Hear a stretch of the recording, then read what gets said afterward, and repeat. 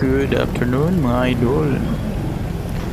So, narito tayo ngayon sa Dasmariñas, Cavite, dito sa may Palapala. Papasok pa lang tayo mga idol. Doon pa lang tayo napasok sa Las Piñas City. Oo, medyo malayo pero ganun talaga ang buhay. Trabaho ang hanap, kaya kahit malayo, caring-carry yan. Kaya sobrang batak na batak yung motor natin.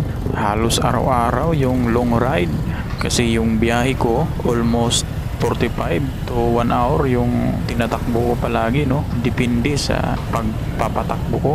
Sa mga nagtatanong pala kung may clutch yung motor ko, ang masasagot ko dyan ay wala pong clutch yan. Yan ay handbrake sa likuran, no? Kasi naka disc brake na tayo.